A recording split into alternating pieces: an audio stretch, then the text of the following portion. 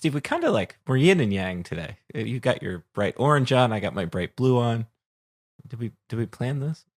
No. Yeah, it's like it's the sponsors from Florida. The sponsors from Florida. Yeah, Yeah. we are actually we are brainwashing you to become a Florida Gators podcast. That's right. Yeah, that's exactly what it is. Sure. I can't even think of a Florida Gator reference joke, like maybe like swamp. No, see, like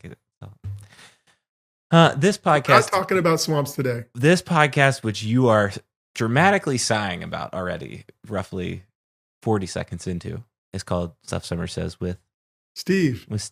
But hang on, it gets better. It does. A lot better. Because we had to bring in a guest to make it better this week. I believe this is the third time we have had this man on the podcast. He now takes the sole lead of the Stuff Summer Says guest list rankings, surpassing also a dear friend of the podcast, Mr. Mark Wogenrich, up to 3. His name is Brian Tripp.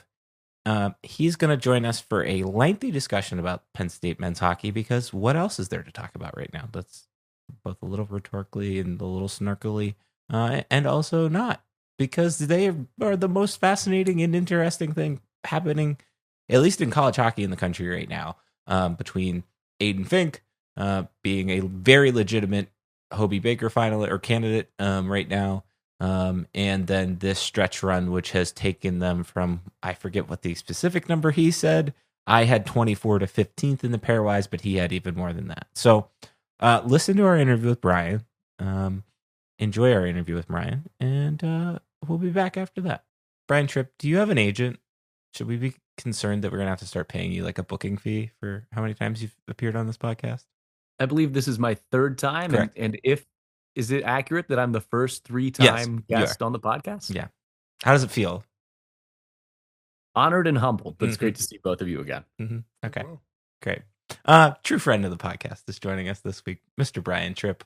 We'll see what we can do for you in terms of the 3 now leader in the clubhouse, passing Mark Wogenrich for a 2-person tie. So we'll see what we can do there. But in the meantime, we have hockey to talk about. That is that is why we were having you on the podcast. It is probably the most interesting thing happening at Penn State this semester, if you will. I mean, stadium thing aside. This has been one of, if not the most impressive runs period ever for this program. You've been around the program since day one.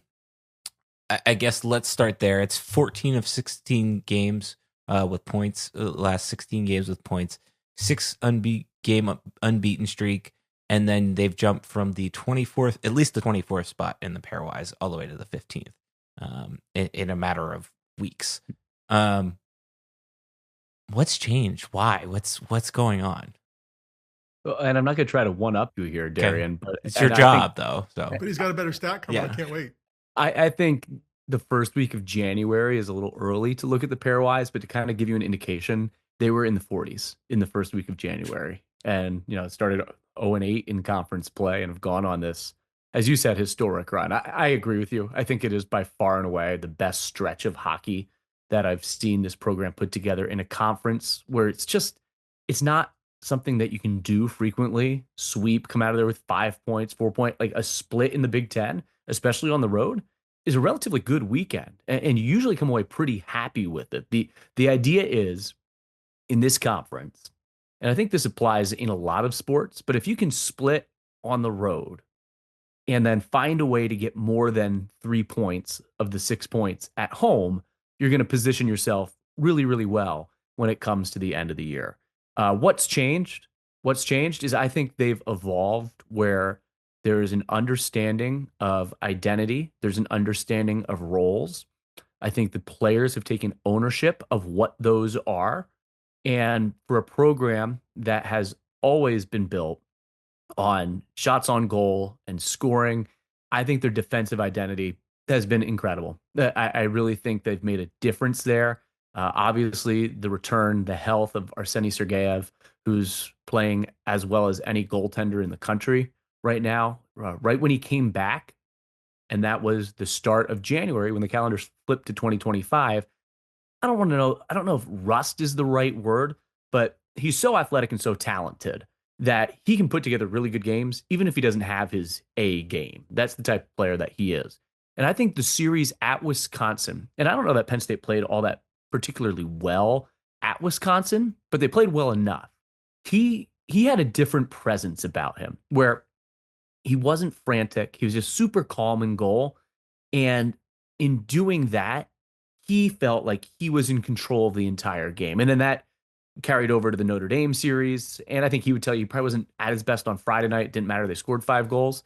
And then Saturday, he was awesome. And then he was, as the whole nation saw with the games nationally televised last weekend against #1 Michigan State, he was fantastic. So I know that's kind of a long-winded answer and a couple of different prongs to what you're asking there, but it's a team that now has its identity.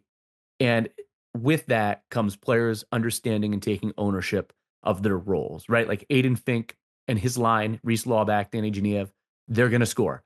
Matt DeMarsico, Charlie Serrato, JJ Weebush, who, by the way, 2 freshmen and a sophomore, like it's a young team. They're still a young team. They're still learning how to win in college hockey. I think all those experiences come together, but that line's going to score.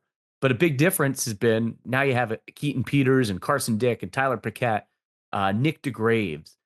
They have a line that they can put out there, and yeah, they'll get some production, but they're not asking for offensive production from them. They're asking for them to go out there, play shutdown hockey, play physical hockey, be tenacious, and to see that evolve from October and November, and then even though they had been getting results in January, where they've gone the last 3-4 weeks, I think the trajectory is just continuing to skyrocket in the right direction. Do you feel like it was the Ohio State series where things started to change at home? I think the shootout win against Michigan State gave them confidence that they could do it. And then, they came back with 2 against Canisius. And it's a series where it wasn't always easy. A team that they needed to sweep and did. And then, I would say that Ohio State series, you could start to see the transition from, all right, there was never a sense of lost belief with this group. Even when the Big Ten results were coming, like in the beginning of the year, they went to Minnesota and probably outplayed Minnesota in both games. And they're coming here this weekend. They're the #2 team. Look, it's Minnesota, BC, Michigan State, maybe BU, Denver. Those are the top teams in the country. And they outplayed them on the road, but they didn't get the results. So I think they knew they could do it. And then it was about getting the goaltending, the puck to go in, right? And Steve's going to laugh, but Guy talks about it all the time. Sometimes the putts fall, sometimes they don't. That was kind of the thing. And for the credit to them, they never lost belief. And maybe part of it was RC getting hurt. And like, if you're losing games and RC's not playing, oh, well, we know we got him coming back at some point. And John Seifarth played remarkable in the games in which he was thrust into action. I mean, in 5 starts, a former club team goalie had a .932 save percentage, swept Colgate, which was leading the ECAC for a lot of the year. And he was the reason they beat Army in DC. He had 30 saves on 31 shots in the game, and he stopped a couple of breakaways. So I think it was that the belief was never lost. And like, they just kept chipping away at it. And the people around the program, I think we all knew how good they could be. But to go on this type of run in this conference, even though we all had hope and expectation and optimism when the calendar flipped to 2025, you never thought it'd be anything like the stretch. You just don't do this in college hockey in this conference. As one of those people around the program who's probably as close to it as anybody who's not pulling on skates, that surprise or that energy and what happens, how does it affect what you do as a broadcast? Like in terms of reacting to or setting a tone about what's happening? Because you probably didn't imagine this happening either, right? So in terms of you enjoying it and sharing it with people, or did you have a sense that this could happen if they got their stuff together? Yeah, I felt like they could turn their season around and get themselves back into tournament contention. I think the way the postseason fields, and I know Darian and I were talking about it and texting about it a little bit, the way the postseason kind of aligns this year, they certainly in any other year probably have done enough to get themselves into the postseason with the pairwise. But Hockey East had such a great they almost had an 80% winning percentage in non-conference. So they have so many teams, like the last place team in New Hampshire was still in the top 20 of the pairwise. The spots are at such a premium this year. You probably have to be at 12 or 13 to feel safe. And any other year, the run they've been on probably puts them on the right side of the bubble, even though they're still on the wrong side right now, but they've closed that margin. I felt like they could turn it around, but I didn't realize, and I don't think anyone realized, like if you told me this is what they did, I thought they'd be a top 10, like a top 10 pairwise team. Mhm. So I was confident they could turn it around, but probably not to this extent, this type of heater to do it on the road against Michigan State. Like when they were here in January, I'm like, wow, that's the best team I've seen. Like that's the best team I've seen. And I felt when Penn State went there last weekend, they were toe to toe with them. How does it affect me as a broadcaster? I think having an understanding of the situation in December of, all right, Arseny Sergeyev's coming back. You're only 8 games into a 24-game conference schedule. There's still a lot of time left. Looking at the Big Ten and seeing at that point 4 teams in the top 12, top 10 of the pairwise. So you know you're going to have opportunities to make it up.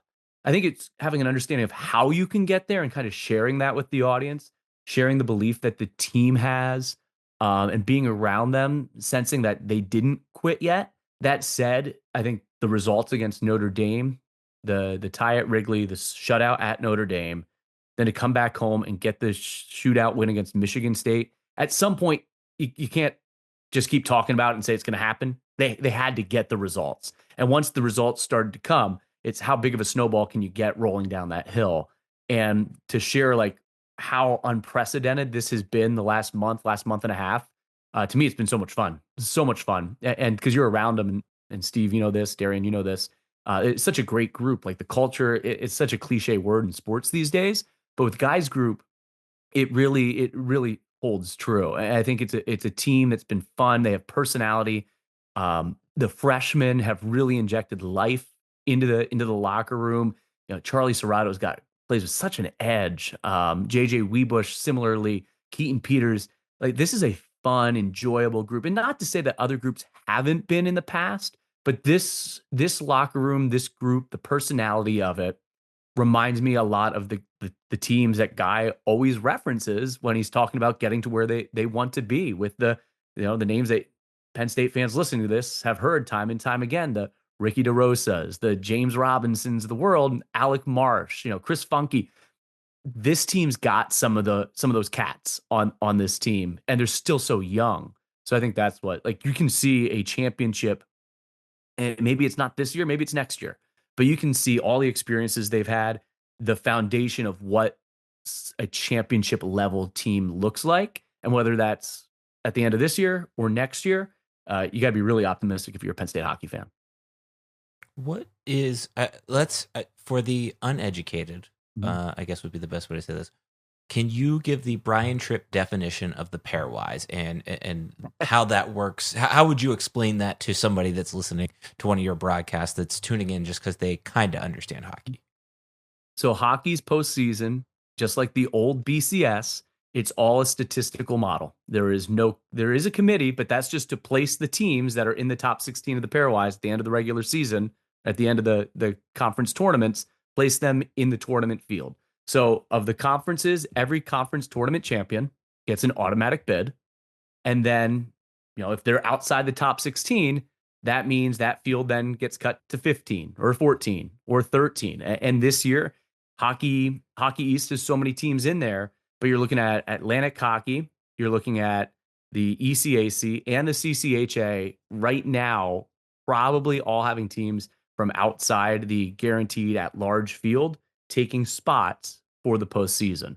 So you need to be in the top 16 to give yourself a chance. And then you're also rooting for teams in the top 16 to win their conference tournaments, or else that field shrinks. So it's a statistical model that's actually a head-to-head comparison of every result of teams played throughout the course of the season. Ultimately, non-conference winning percentage is critical. Winning game, it's not so much who you beat, it's just how many teams you beat, because it's based on head-to-head competition, a measure of wins against the opponent. And then the second thing is kind of like an RPI, strength of schedule. And essentially, it's a statistical model that ranks based on who you played, and if you beat them, ranks the top, all 64 teams in college hockey, And the goal is at the end of the year to be in the top 16, top 15, top 14 to get yourself into the tournament. It's a lot more complicated than that explanation, but also it's not something like it truly is just like a BCS metric, measure the team. But the part people don't realize, it's not an RPI, it's not a strength of schedule. It is literally a head-to-head comparison of every team, and that's how the ranking, it's called the pairwise comparison, and that's how the ranking gets established. How they come up with that comparison, I have no idea. But I just know that's what it is. As a media member, Yeah. does it bother you that much of what is talked about publicly is the voting ranking as opposed to the pairwise?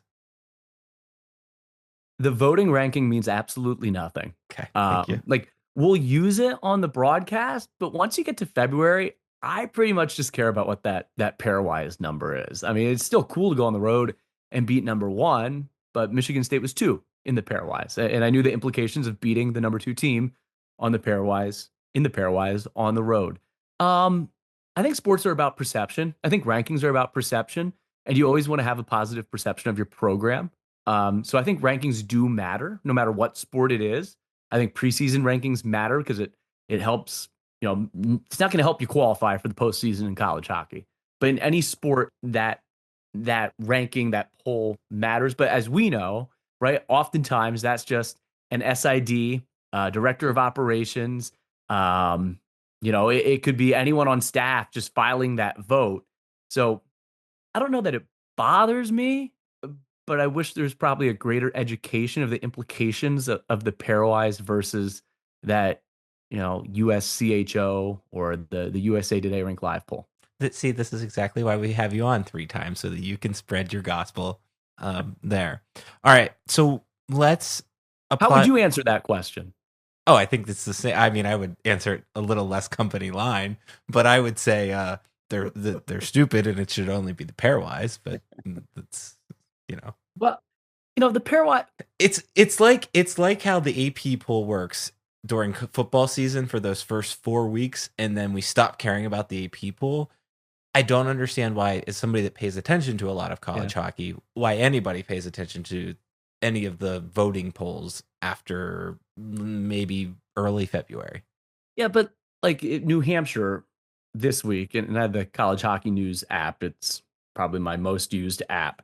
New Hampshire this week is 20th in the pairwise. Do I really think a team that switch over to the Hockey East, a team that is 11-14-5 and is in 11th place, they're 3-13-4, is actually a top? I haven't seen New Hampshire. I know the Hockey East is loaded. BC's good, Maine's good, BU's good, UConn, Providence. But do I really believe a team that's dead last in its conference and is 11-14-5?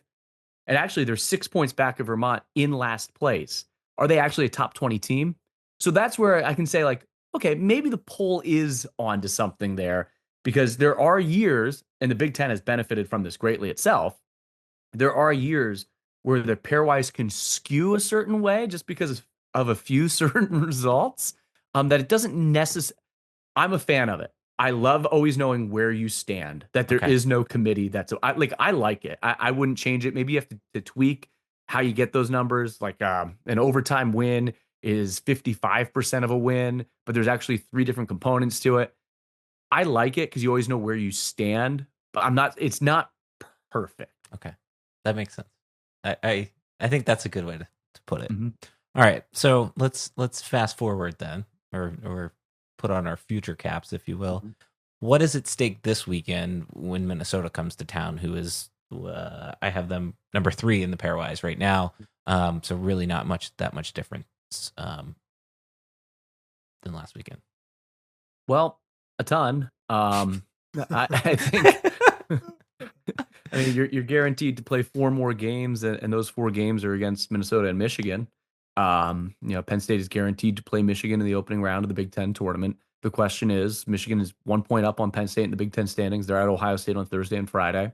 If Penn State gets more points than Michigan this weekend, Penn State's hosting that opening round. Now, some may argue, based on where they're at in the pairwise, there could be benefit. You get more pairwise boost for a a road win. There could be some benefit for your pairwise of playing on the road in the opening round of the Big Ten tournament. That said, the way they're playing, I think you don't worry about like, oh, are they going to get help? UMass plays UMass Lowell this week, so one of them's got to lose. Arizona State, I think, is on the road this week. I think they're at Omaha. Quinnipiac is in the North Country against Clarkson and St. Lawrence. So, like, yeah, you can root for one of those other teams to lose, but ultimately, if they keep playing how they're playing, they can just take care of business themselves. At worst, a split puts you probably in position that whether it's home or away, you win that Michigan series in the opening round of the Big Ten tournament. It's a best of 3. You're probably in a sweep, and you feel like you're in really good shape. I tried to crunch some of the numbers on some of the pairwise predictors that are available to you, and I couldn't figure it out. It wasn't moving the needle as much as I thought it might. But yeah, it's huge. I think it's and we were kind of talking about this before we came on. I think it could be, probably go back to 17-18 when Minnesota was here at the end of the year and Penn State swept them. Then Minnesota ended up coming back here again the next weekend in the Big Ten tournament. And they swept them again to beat them 4 times in a row. Probably as impactful as any series ever at Pagula, knowing what's at stake for the postseason. If they make it to the NCAA tournament, it's in Allentown where they're guaranteed to have home ice advantage. And the crowds were unbelievable there 2 years ago when Penn State lost in overtime to Michigan with the Frozen Four berth on the line. The way Arseni's playing, like if they can make it into the NCAA tournament, I think they're a really difficult matchup and a really difficult out. Not just him, but the whole team. Yeah, so I think this is as big a series that Pagula has ever hosted.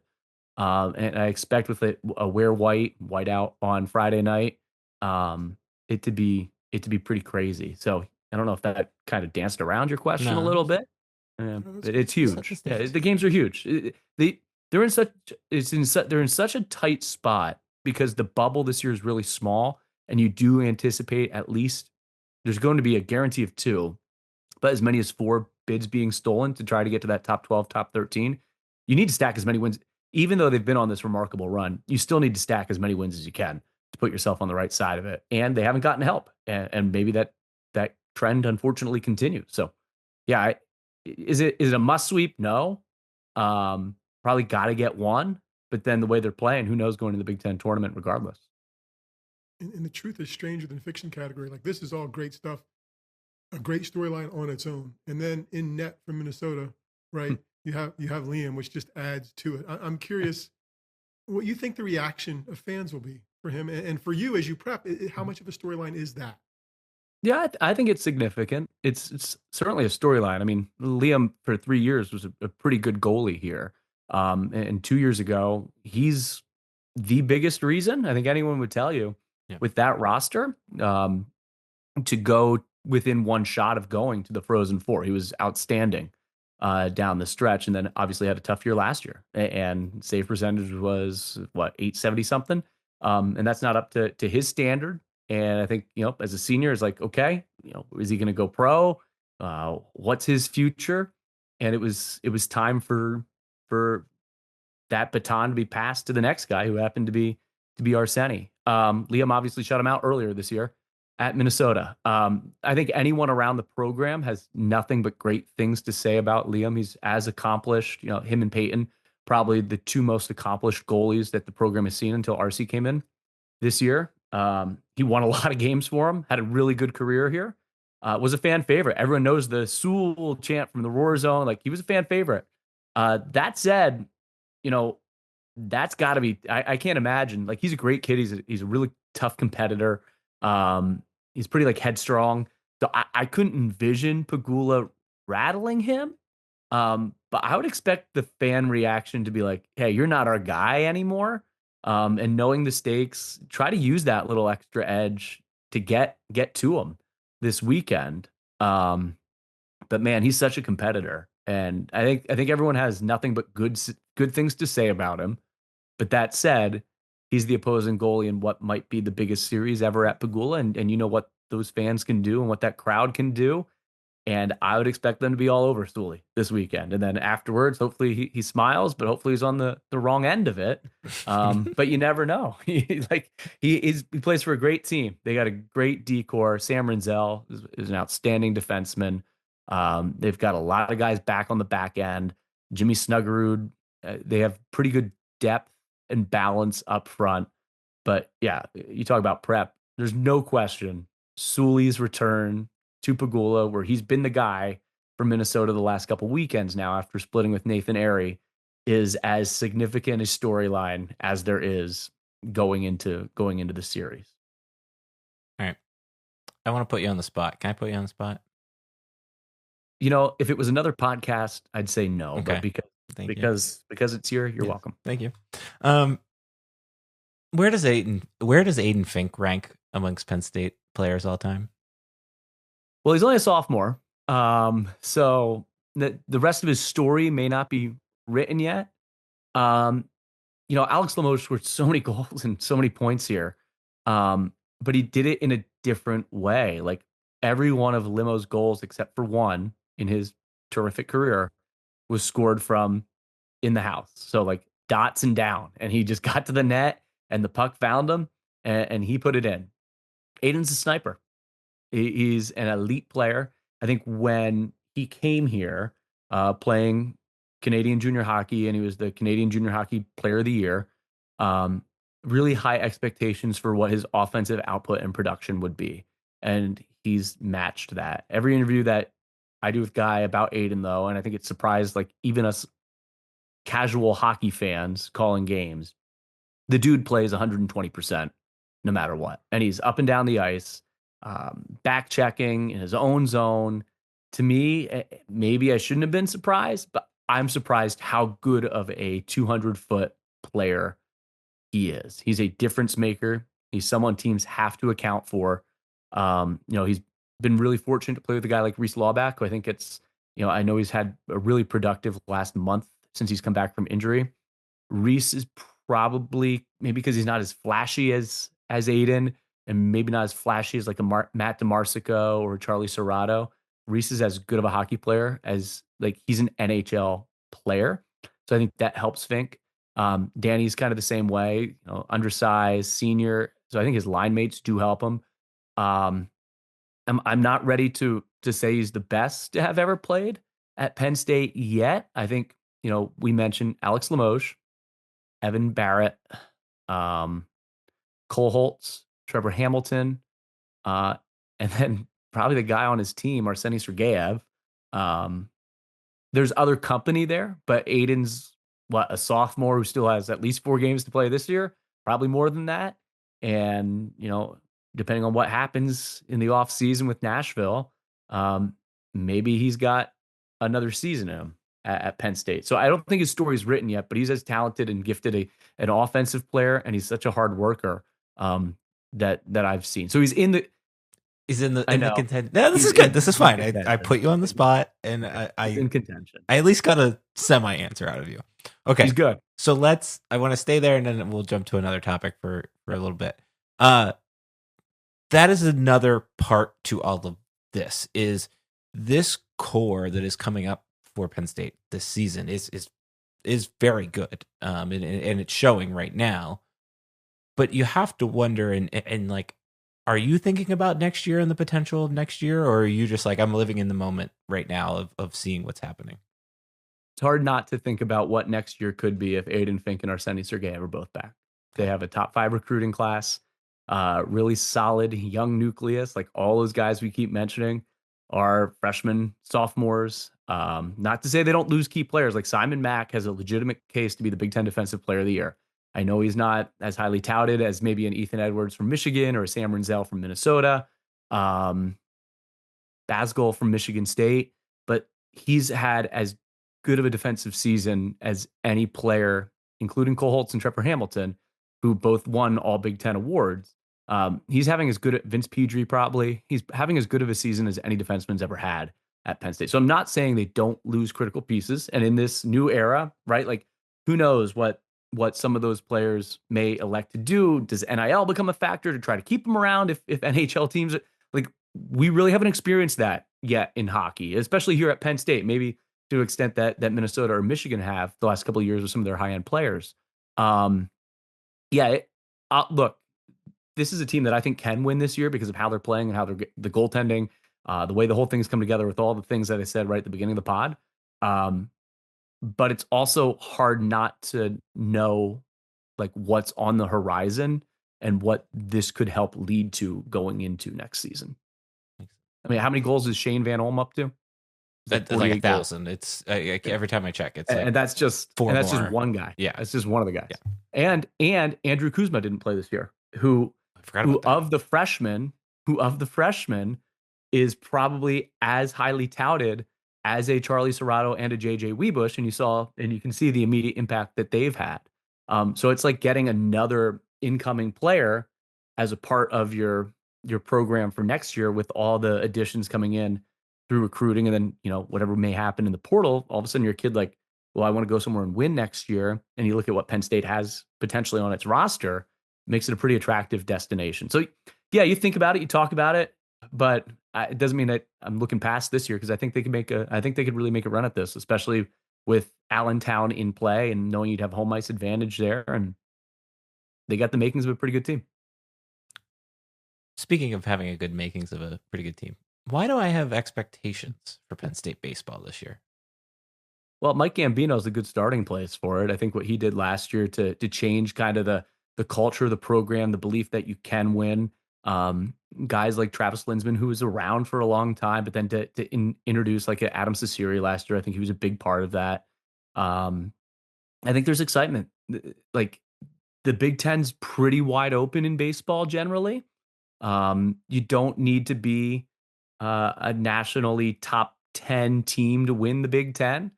But I think Mike Gambino's done an incredible job of building a roster that can compete in the league right off the bat, and then building a sense of belief in the program that you're not just here to play, like you can win at a place like Penn State. And I think Coop did a good job here and had some good players here.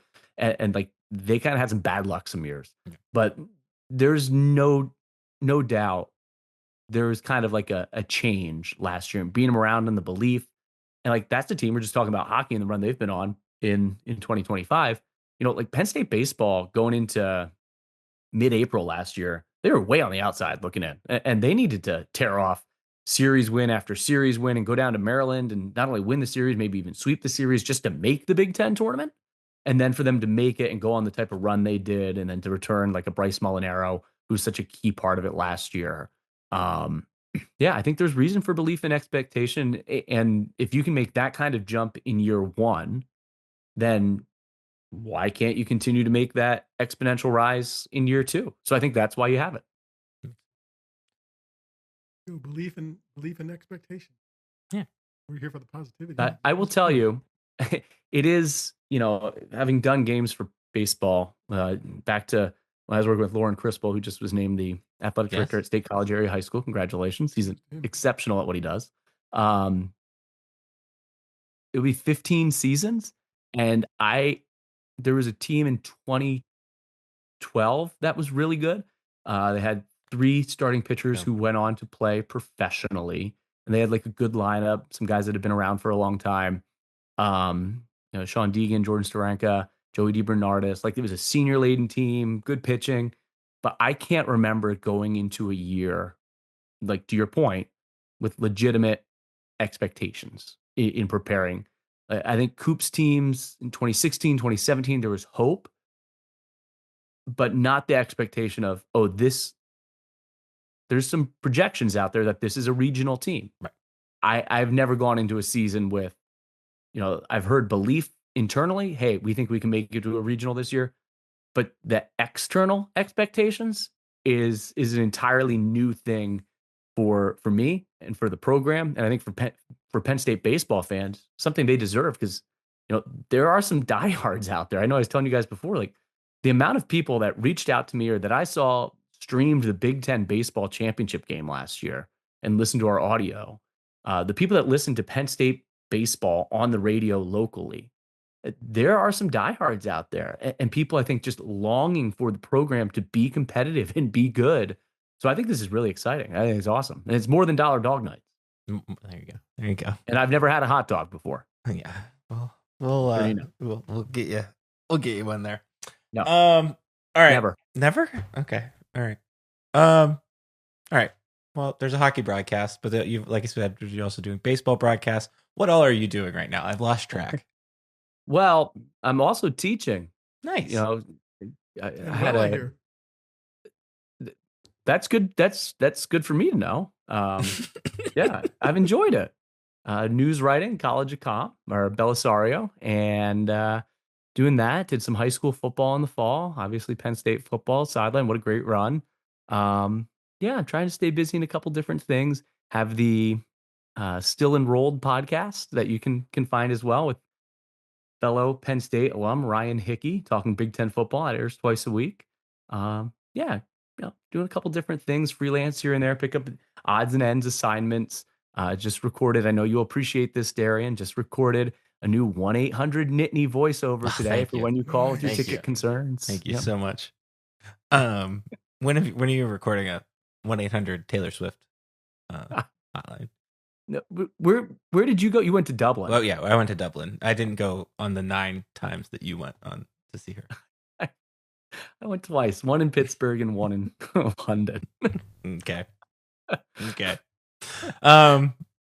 He is the preeminent scholar on all things Penn State hockey. Taylor Swift. Did you go to the American leg too, or just... No? We only could get Dublin tickets. I will say it was a better show with the Tortured Poets Department set. That was when we saw it. So that was great. The night I went, Travis Kelce was on stage. Yeah, but at least I got to wear my Ross Travis jersey, and she played the Ross Travis song, so that's all that matters. When I went, because I had floor seats, and I had floor seats. Excuse me. There's more to that. I can tell the whole story if we have time. Yes, we have time. I through the lottery got tickets for Indianapolis, and by selling the tickets from Indianapolis, flight, hotel, and floor seats for London were paid for. So it was really a nice trip. But Ross Travis, he was in the VIP tent right behind where I was standing. So I went to go to the bathroom and grab a beverage, and I'm walking by and I see him on the rail. So I'm like, yeah, I'm gonna just go up and talk, see if Ross remembers me. And he's like, wait, I do recognize you. You're the Penn State guy. Penn State, yeah. So I talked to him. And that is how that is the 6 degrees of separation from Brian Tripp, Steve Jones, and Taylor Swift. That is how we complete that. All right. Well, thank you. Have a good call. I will be tuning in. I think Steve had something he wanted to add quickly about Taylor Swift. He loves her. No. You guys got it covered. No, at the beginning of the pod, though, you did ask what you could do for me for being on for a third time. Oh, okay, there you go. That's fine. Steve, the weather is getting warmer. Yeah, I probably can't. I can't buy you off with Ashley McBride tickets for Taylor Swift. So no, the weather is getting warmer, and you do know my affinity for doggies. That's fine. We can make that happen. There you go. Can I come? Yes. Okay. More than welcome. All right. Thank you. You can get us both. Perfect. All right. He's Brian Tripp. He's the voice of Penn State men's hockey. You can check him out on various places, but tune into his broadcast this weekend because I will definitely be tuning in per usual. You got any words I should drop in the broadcast? I got a shout out the other week.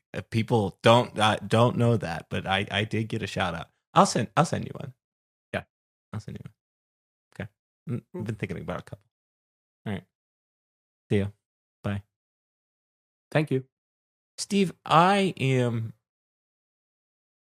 once again just warmed up, comforted by that man's passion for Penn State hockey. Like he is so passionate about that team, and I think that was a good call on you to say, hey, let's get Brian Tripp on this week, because I think this is probably the most interesting time for anyone that is closely paid attention to Penn State hockey, or even from afar. Like usually with hockey, and we had this conversation about novelty last week, usually people don't start paying attention until the Big Ten tournament starts, and now people are paying attention that's how chaotic and fun this stretch run has been. I think those would be my two big takeaways right now. And I think no one is better to guide you through that than the voice of Brian Tripp. Oh, you're on mute, Steve. They're setting record attendances every week. They're winning games in ways that, the start of the season, you didn't think there was a span there. I wasn't sure they were going to win many games at all. Brian is, I think what I like best about Brian and everything he does related to hockey, especially hockey, is he's knowledgeable without being snotty about it, right? Like he makes it very approachable. He enjoys it and appreciates it as much as the fans. He never talks down to the fans. So it makes the run even more enjoyable to get it through him, because you can't. I mean, they were on TV last weekend the whole time, and if you don't have Big Ten Plus, if I don't have Big Ten Plus, I'm getting it from Brian and Eric, and I feel like I'm there, but I also feel like I'm informed, and I also feel like they want me to be there, and they're not better than me enjoying this ride with them. So I was glad for the insight he shared, and he's right. It's been fun. I agree with him about the fact that this is the biggest series, or I think this is the biggest series. He said it was maybe tied with one of the other Minnesota series a few seasons ago. I think this is the biggest series in Penn State men's hockey history. I think for all of the ways that we laid out last week, for the fact that they are a very legitimate shot at the tournament, they need to probably pick up one win this weekend.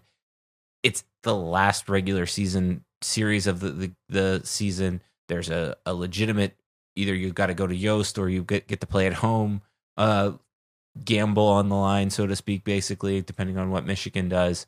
And then you layer in, the Liam Souliere aspect to all of this. I think this is, in some ways, like, as somebody that I still don't consider myself a Penn State hockey fan. It's just like I can't do it because of covering the team for all of those seasons a few years ago. But as somebody that's paid attention to this program, I would want to think you as well have paid attention to it more than most people have. Most have. I can't think of a more fun time to watch this team and more fun that I've enjoyed watching this team for so many different reasons. And I think that's what makes this series this weekend just so interesting to me, that it is must-see TV. Like, it's already carved out Friday and Saturday night. This is what I'm doing. And it might be a little more pressure-packed from the Penn State side than the one in 17-18, because I was at all four of those games, and it was great and it was fun, but it was still Minnesota, a big tradition-rich program, and Penn State, up-and-comer. And that hasn't changed a lot, because Minnesota's won, I think, the last 6 in this series. But Penn State has been playing so well, and Penn State has proven itself and been on the doorstep of the Frozen Four a couple of years ago. And you've got, Liam coming back. You've got, we've got the Hobie Baker with Fink. You've got Godowski at 399 wins. Like, there's just so much stuff this weekend that there's a little bit more of it's not expectation, but it doesn't feel like there's a separation. I don't know that it did in 17-18 either, but maybe there's a little more. Expectation is probably the word. I don't think it's pressure, but it's going to be fun, and I think it's a huge series. I think we can go all the way back to that first Army game. There were a couple of those initial in that first season. The first time Michigan came to town, I remember there being a buzz, but it's really been a few years in season where I have seen people online have a little bit of a buzz about what this series could be. I'm interested, and I think they can. I think they can play well. They've shown that they played well. I'm very fascinated by the logic of just like being a hockey fan and knowing that runs can go very long, but they can also end very quickly. And I think what's fun about this one is like there's a yes and to it, that like this unlocks the ability for that Michigan series to even mean a little bit more than it's going to mean regardless, because you're still playing for an automatic qualifying bid once you get into the Big Ten play. And they've just shown that they can beat anybody in the Big Ten for the most part. They have a legitimate shot at winning that, and that also makes this entire conversation completely moot. Yeah. Well, the other thing that's right up the Stuff Summer Says podcast alley for this is the senior weekend, right? When they pick their uniform select, the combination. So the seniors will pick what they're wearing. right? So that's the other thing that'll come out this weekend. And I talked to Ben Kogut, the trainer, 2 or 3 weeks ago, almost now, and I really need to pull it together. Maybe I can pull it together this week for us about what goes into making the uniforms and the different alternates in the selection. But this is the weekend the seniors for the team will choose what they're wearing. So that'll be just another cool little added thing to what's going on. Yeah, I think I saw you can bid on the Frozen Confine jerseys as well. I ordered a Penn State hockey jersey from China, and it might be in the middle of the Pacific Ocean at this point. I ordered this back in December. I had to reach out, be like, "Hey, what's going on?" They're like, "Oh, we got to send you a new one. That last one was lost." So, anybody seen my hockey jersey? Please let me know. That's great. Okay. Well, thank you to Mr. Tripp for joining us. I always enjoy conversation with him. I think who will become the next of the at least 2-person guest club. That is Mike Portman is high on that list of people that we could convince to get on this podcast again. Yeah, we might. Well, through the spring, we'll see if we can pull some other people together that are different. But yeah, I think as we get back toward the late summer football season, some of those one-timers are going to be 2-timers. Yeah. Sorry. We did not plan this. We can bust out a whole line. It'd be a Saturday Night Live. We can have robes or something. Yeah. We'll see what Pens, we can do. the 3-timers club or something. Who knows? We'll see what we can do there. All right. Let's briefly talk about Pat Kraft's press conference today. For about 45 minutes to the media. I was going to join, and I forgot to join. Just work has been a little hectic, but I did listen into the whole thing. Then once I remembered that it was happening, not really anything too interesting. My biggest takeaway is it is fascinating how in the weeds Pat Kraft is in terms of, like, he was talking about the football team needing a wide receiver. He was talking about some of the strategy stuff and how James Franklin coaches and he even said that James Franklin is a CEO coach, which I thought was kind of interesting. It is, again, we've talked about this time and time again, between him being animated on sidelines and things like that. It feels very different than other admin in the past that were kind of just admin, right? Like Pat Kraft, you feel like he is part of this athletic program. And I think that's notable. And I think also what I heard today, maybe for the first time a little bit, was I felt like I was getting Pat Kraft the fan in there a little bit. Like I with that passion, I see how passionate he is, and it's no different than any of the passion that you or I share, anybody listening to this podcast shares. And it's like coming through. It's just also so happens to be the one that he's the one that can control and change a lot of these things. I don't know. Those were my main takeaways. There really wasn't anything like news or noteworthy that came out of it. Just related to some of the scholarship and the house case stuff. That was about it. There's nothing really. The stadium's going to remain close to capacity is what he pretty much, I think, was the direct quote.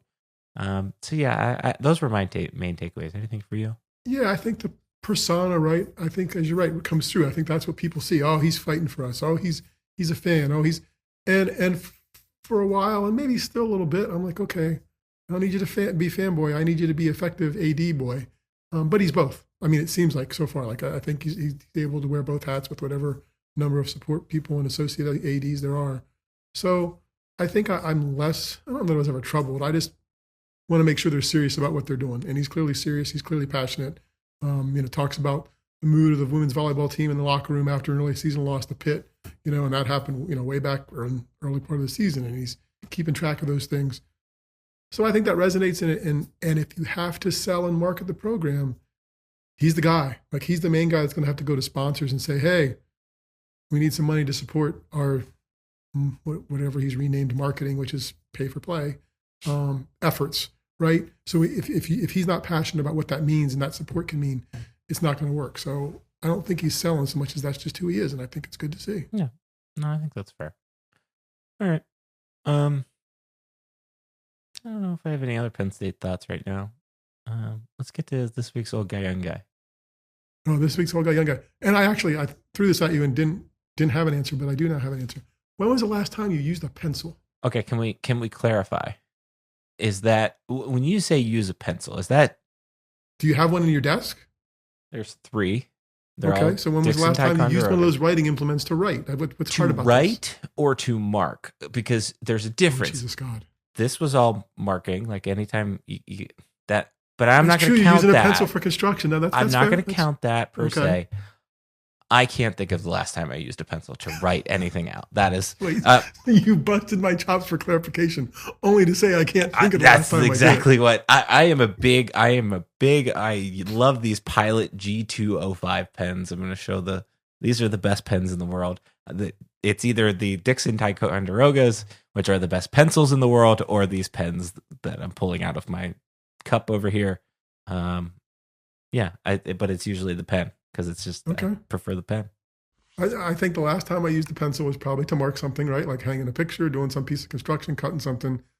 But I did use colored pencils when I'm coloring stuff with Lainey this past weekend, the granddaughter. So I don't think those necessarily count. I don't think they count. That's I know. So you actually the younger guy who's used the pencil more recently than the older guy. Look at that. I probably did. No, I don't know. Because you hit a certain, this sounds sad, but you hit a certain age where you stop taking Scantrons. I can't think of the last time I've needed a pencil per se. You got 3 on your desk, just. But I have because, I mean, these pencils are just beautiful and they're so comfortable in your hand. Anyways, if anybody from either the Dixon Pencil Company or Pilot wants to sponsor this podcast, this is your opportunity to. There you go. Shout us We'll out. talk pencils and pens all week long, every week. That's interesting. I that's gonna bother me. Now I'm gonna go use a pencil. Like I can't think of anything that I would use a pencil for. Like if I was gonna write somebody a letter, I would use a pen. That way it doesn't smudge. And I'm a left-handed person, and they just smudge. Smudges. Yeah, always smudges. So that's a bigger issue as well. Okay. I'm glad you're debating that. Hopefully, as you listen to this podcast, please let us know the last time you. Feel free to write in. Yeah. We have emails. We'll share them with you. You can tell us the last time you used the pencil. Or we can give you an address. We should set up a PO box, and you can write in pencil on a. That'd be even better. Okay. We have some stuff coming on the blog this week. We've got thank you to Brian Tripp for joining us. Steve's probably gonna write about hockey. Thank you, Brian. Maybe I'm gonna put him on the spot. Sounds like he might have something for hockey related. I don't know what I'm going to write. That being said, depending on how busy my night is tomorrow, tomorrow is Tuesday night. By Wednesday, we will probably have an announcement of a project. I don't even want to call it a project because I don't think that's fair to what we're going to try to do, because a project is more of like a one-off thing. This is something that should live forever. I guess would be the best way to say that. That Steve and I have put our brains together. We're going to need your help with it. We'll send you an email, so make sure you sign up for our email. We'll also tweet it out. We'll also post it everywhere. I'm gonna pencil it in. Yeah, there you go. I'm gonna pencil it in for Wednesday, but don't hold me to it. We might do Thursday. We'll see. All right. Other than that, the blog is called StuffSummerSays.com. On that blog, there's a section called With Steve. 5 stars, thumbs up, all of that. Subscribe to our YouTube channel. Appreciate everybody that's been subscribing. And lastly, not lastly, we have emails. Mine's Darian at StuffSummerSays.com. Steve's is Steve at StuffSummerSays.com. Now, lastly, you can find me on the internet at StuffSummerSays. You can find Steve at Steve Sampsell. See ya.